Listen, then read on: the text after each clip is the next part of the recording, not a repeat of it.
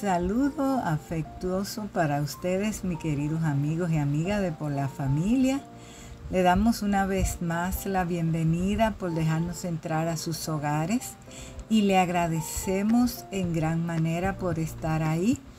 Estamos continuando con los temas que hemos venido tratando acerca de la prevención, temas que tienen que ver con supervisión, temas que tienen que ver con no dejar que nuestros niños y niñas sean abusados sin hacer nada para evitarlo.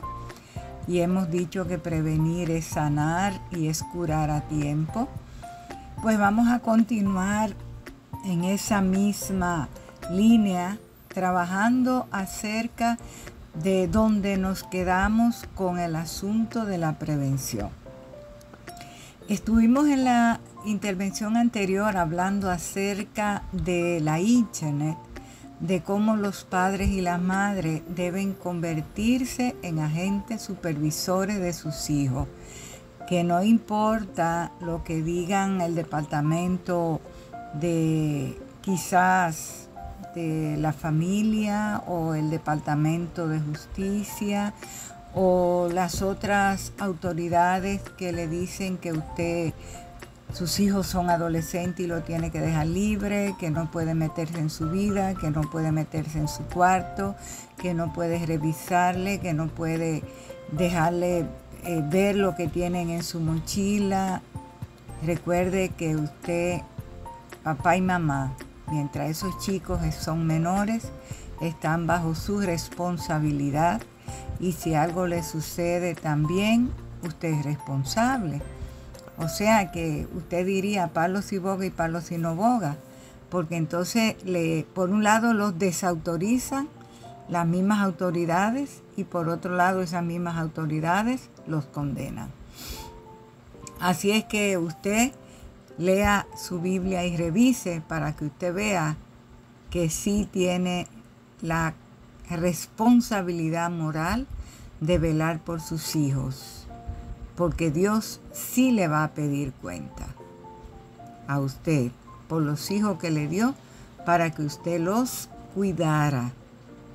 Somos cuidadores, administradores de Dios en la tierra, y para nuestros hijos es lo que ellos conocen de parte de Dios, lo que nosotros le enseñamos. Así que vamos a continuar trabajando con ese tema, porque justo esta semana escuché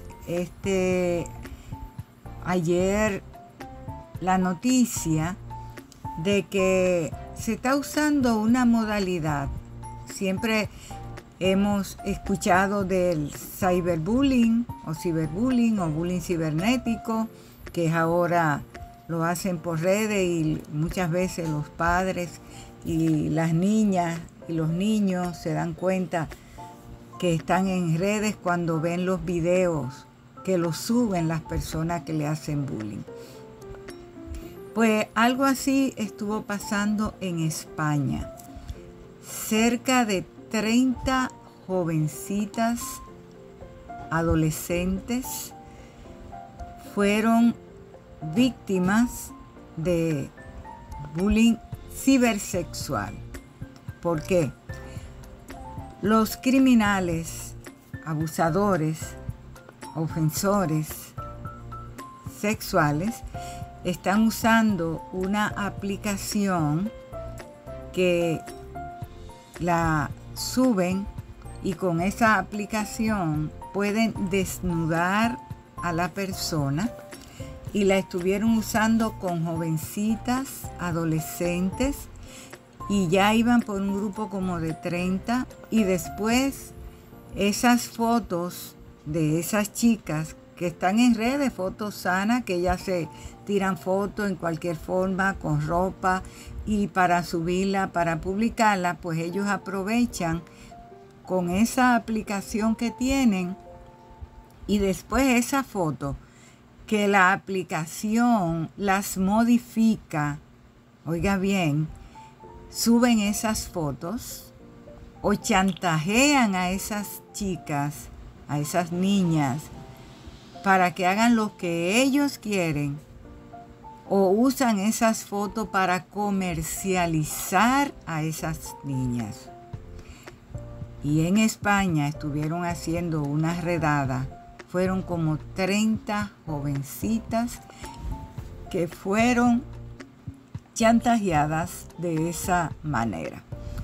Por eso es que le decimos que deben los padres sí estar supervisando. Porque los chicos y las chicas, aunque ya usted dice, pero que tienen 14, que tienen 15, que tienen 16, su nivel de madurez a veces no alcanza tanto a medir las consecuencias de los actos que cometen. Y muchos adultos también subimos fotos en las redes, ponemos fotos, pero si es una persona adulta es más cuidadosa cómo se viste, cómo sube una foto, que los jovencitos, y que a veces la intercambian, que con las amiguitas, con los amiguitos, y ya usted sabe lo que puede estar sucediendo. Pues alerte a sus hijos, porque eso pasó en España, pero nada quite que pase en cualquiera de nuestros países, porque si está por ahí la aplicación, quiere decir que ya está circulando. Le traigo eso para que por favor estén alerta. Y estamos hablando de factores de riesgo. ¿Y cuáles son algunos de esos factores de riesgo que aumentan para que nuestros niños sean más vulnerables al abuso? Los expertos en el tema consideraron en señalar algunos factores que incrementan el riesgo de que una niña, un niño o adolescente sea víctima de agresión sexual o de abuso. Y entre ellos consideraron algunos que les voy a mencionar. Ponga mucha atención porque puede ser que a veces pecamos por ignorancia. Y la ignorancia puede llevarnos a no ver lo que está pasando a nuestro alrededor. Entonces, algunos de esos factores señalan ellos, en primer lugar, la falta de educación sexual temprana a los niños y niñas desde el hogar. Desde el hogar, desde la familia. No que lo aprendan primero en la escuela o con los amigos o con las amigas o con las personas malintencionadas. No, desde el hogar. La semana pasada decíamos que enseñara a sus niños y a sus niñas cómo se llamaban sus partes del cuerpo, por qué debían cuidarlas. Pues esta semana le estamos enseñando que dicen los expertos en estos temas acerca de el incremento del riesgo de la vulnerabilidad para nuestros niños y nuestras niñas ser abusados es la falta de educación temprana desde el hogar en cuanto a lo sexual se refiere. ¿Por qué? Porque usted sabe que siempre hemos tenido muchos tabúes en esos temas. La sexualidad es algo lindo que Dios nos puso. Somos seres sexuados, seres sexuales, pero sexualidad no tiene nada que ver con lo anatómico del sexo. ¿Ok?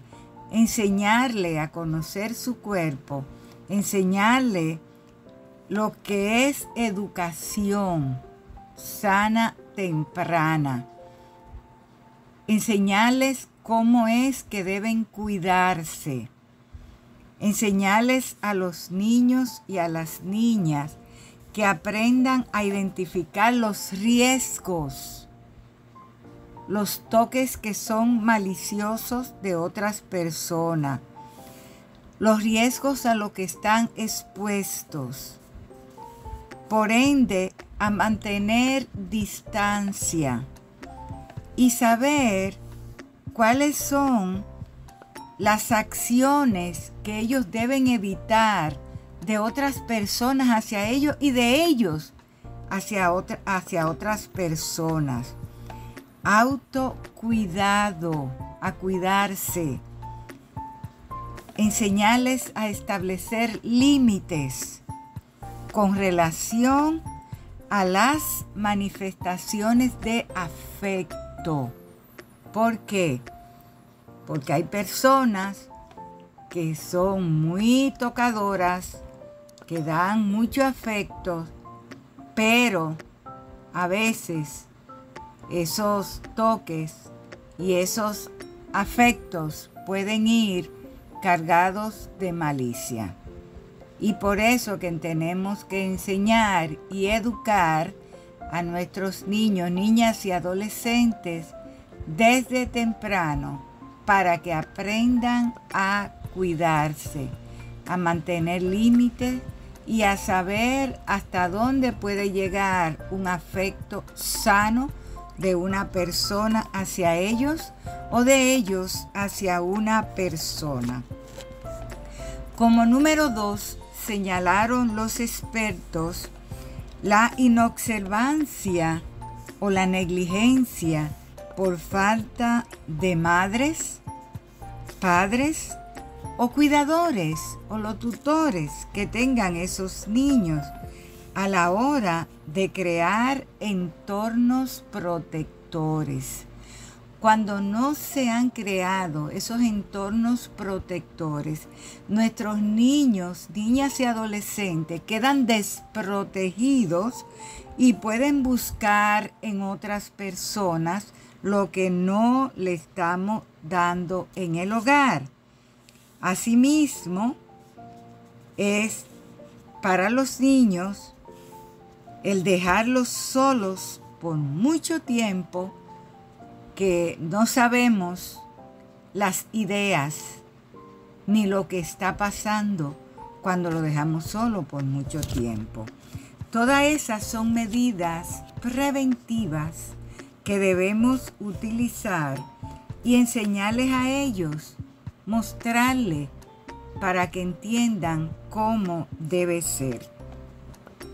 En tercer lugar, señalan estos expertos la debilidad o carencia de vínculos afectivos sanos dentro del hogar. Estos vínculos afectivos se deben crear con los primeros significativos o significantes que son papá y mamá. Es el primer afecto sano que deben recibir nuestros niños. Si no está presente papá, mamá, o si no está presente mamá, papá, o abuelos si son los que están en calidad de tutores, pero que tengan esa calidad de afecto sano desde temprana edad. ¿Por qué? Porque cuando estos menores no tienen esos afectos, tienden a buscarlo en otras personas. Y es ahí donde usted ve a jovencitas, adolescentes, refugiándose en personas adultas que muchas veces confunden el cariño de estas personas. La jovencita puede ir de muy buena fe buscando ese afecto protector de papá y mamá que no lo tuvo, que no lo tiene, pero la otra persona puede confundirlo o confundirla de otra manera, y entonces que ese afecto se convierta en algo peligroso para ese niño, esa niña o esa adolescente. ¿Por qué? los agresores aprovechan este desequilibrio en esa niña, en ese niño, en ese adolescente, para llenar esos vacíos emocionales que dejaron en ellos papá y mamá, o sus primeros seres significativos o significantes, que fueron quienes debieron llenar ese espacio, llenar ese vacío, para que pudieran tener esos afectos. Y con relación a eso, le voy a referir de un artículo que estuve leyendo acerca de una encuesta, un estudio que se hizo en Santo Domingo, República Dominicana, por World Vision, donde ellos entrevistaron a muchos padres. No llegué a ver la cantidad de padres y madres que entrevistaron acerca de su método favorito de disciplina.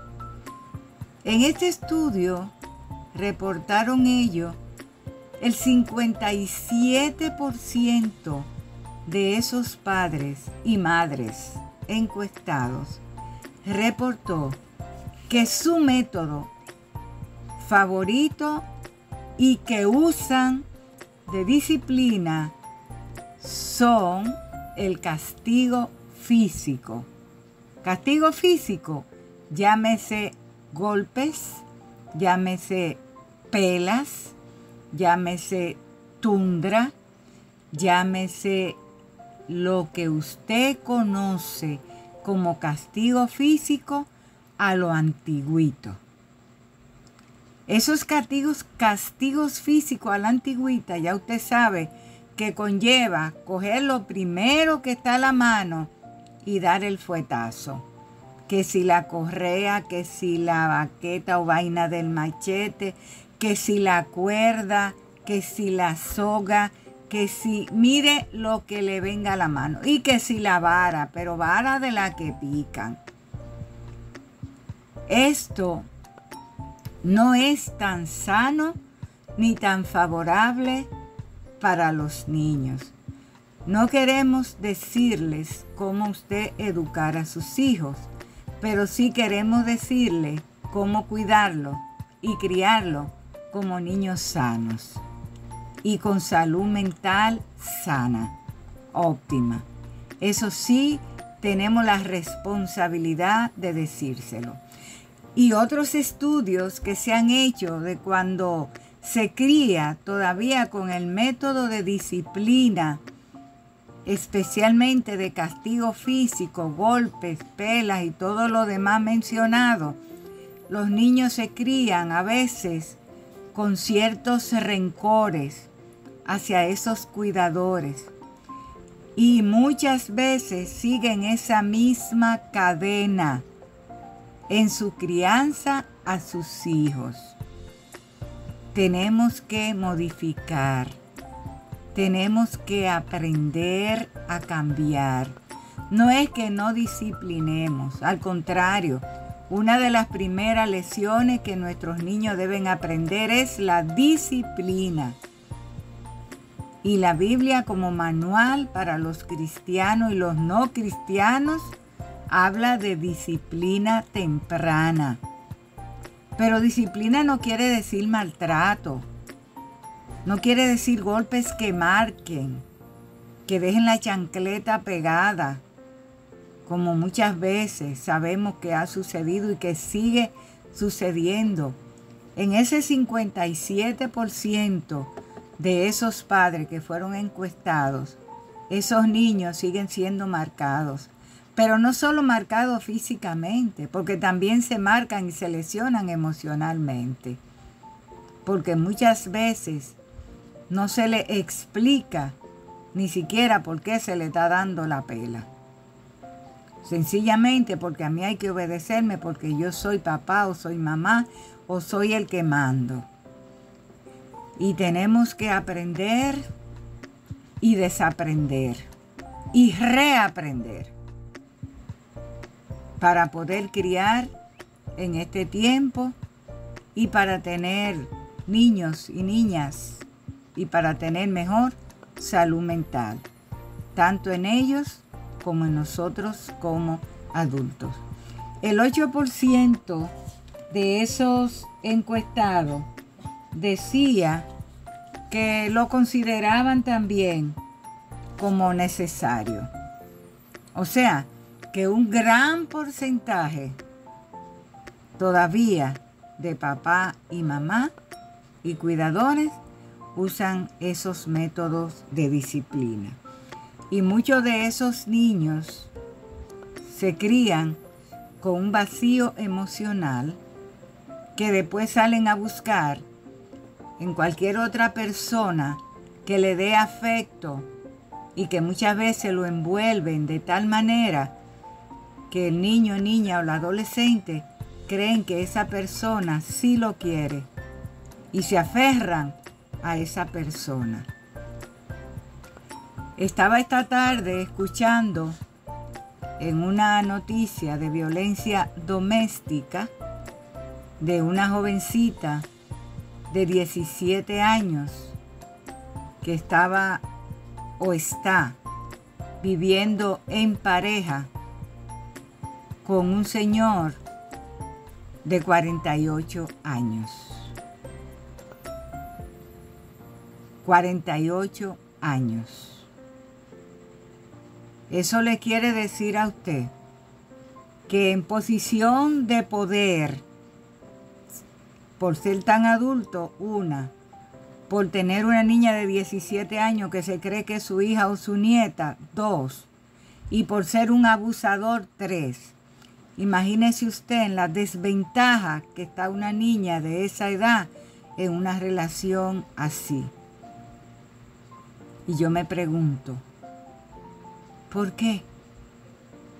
Y como le decía en la intervención anterior, es una pregunta retórica, porque yo no puedo tener la respuesta. La niña estaba siendo asfixiada y presentaron el torso, el cuello, porque es una menor, no se podía ver rostro ni nada. Sin embargo, se ven todas las marcas donde estaba siendo estrangulada por una persona de 48 años. Mamá y papá, supervisemos, disciplinemos, pero eduquemos, pero no maltratemos, porque nos convertimos en padres, madres, tutores y verdugos para esos niños, niñas y adolescentes. Y después lo que van a querer es cumplir la edad de 18 para salirse de la mano. No de la mano, de la casa, para irse. Y muchas veces eso los lleva a tener una vida más difícil, de desgracia. Así que por favor, tratemos de educarnos un poco más en el aspecto de la disciplina y del manejo de adolescentes. Sabemos que es una etapa difícil, pero no es imposible. Se puede. Otro de los puntos que señalan los expertos, que son como factores de riesgo que aumentan la vulnerabilidad en el abuso de niños, niñas y adolescentes, como punto número 4, es el hacinamiento en las viviendas. Ese hacinamiento se refiere a cuando todo y todos estamos juntos y revueltos, no hay reglas, no hay espacio donde, por ejemplo, si hay una niña ya entre pubertad y adolescencia, no tiene la privacidad de las otras personas que estén ahí, llámese hermano, llámese tío, llámese abuelo, llámese papá, eso puede ser un riesgo y es una vulnerabilidad para la niña de ser abusada. Porque el hecho de estar siendo expuesta aún a hermanos, padres, tíos y eso, puede irla desinhibiendo y creerse que con todos los demás es igual. Entonces, donde hay hacinamiento, también es un riesgo. Y no estamos diciendo que hacinamiento es por pobreza. No. Podemos ser pobres y no vivir en hacinamiento. Porque el asunto es que hayan reglas, horarios, espacios, que aunque no sea grande la casa, haya espacio y momentos para darle a cada uno, especialmente cuando hay niñas en crecimiento, que sepan que necesitan su privacidad, aún de los que están en la casa en calidad de cuidadores, porque la niña necesitan aprender a cuidarse. ¿Okay? Y como punto número 5 y último en este aspecto, voy a señalar la violencia intrafamiliar y el maltrato. Y por ser el último, no es el menos importante. Yo diría que es de vital importancia. Ahora mismo estábamos mencionando acerca del método favorito de disciplina de muchos padres y madres, de muchos cuidadores y tutores. Y ahí estamos a un hilo del maltrato. Cuando se disciplina con castigo físico, estamos a un hilo del maltrato, porque muchas veces se va la mano. Y es necesario que podamos trabajar en ese aspecto para que no se lleve en los niños, las niñas y adolescentes en esa situación. ¿Okay? El hacinamiento en las viviendas, la violencia intrafamiliar y el maltrato físico, verbal o psicológico hacia los niños, niñas y adolescentes que lesionan su autoestima. Y por eso es necesario que aprendamos a manejar esas situaciones, que haya seguridad para esos niños, esas niñas y esos adolescentes, que esos factores de riesgo que aumentan para esa vulnerabilidad, que podamos dejar de trabajarlo para que podamos criar niños, niñas y adolescentes sanos y menos vulnerables al abuso. Queridos amigos y amigas de Por la Familia, que el Señor me los guarde, los bendiga y que podamos seguir trabajando en pro de mejorar la salud mental para poder tener familias sanas. Es necesario cada día cuidar de esa salud mental de nuestros niños, niñas y adolescentes, porque son los adultos del mañana que vamos a querer tener sanos. Así que el Señor le bendiga y le guarde. Un abrazo y nos vemos en la próxima intervención de Por la Familia. Hasta luego.